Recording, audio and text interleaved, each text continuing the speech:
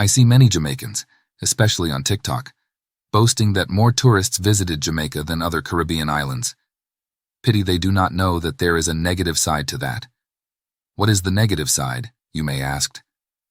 Jamaica's tourism industry has long been hailed as an economic savior, but beneath the surface lies a more complex story.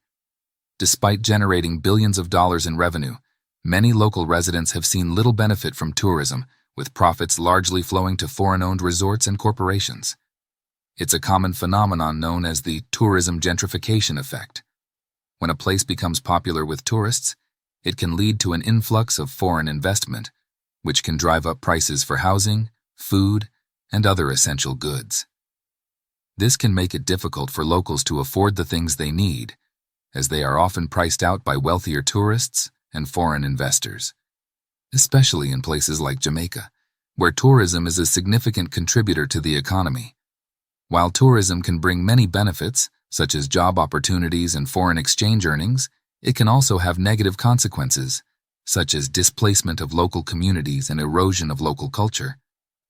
In popular tourist areas like Montego Bay, Ocho Rios, and Negril, the cost of housing, food, and other essentials can rise due to increased demand from tourists.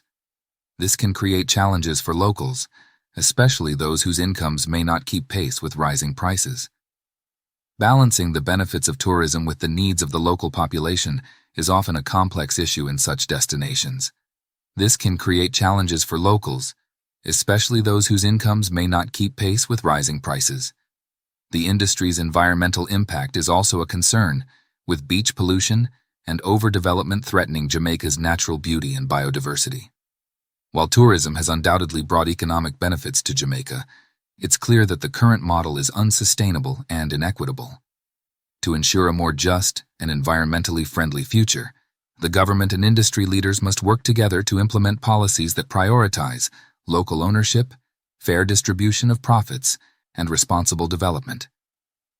This includes investing in sustainable tourism initiatives, supporting local businesses, and protecting Jamaica's natural resources. The government is currently not doing any of that, so stop bragging about influx of tourists coming to Jamaica. You ain't getting any benefits from it.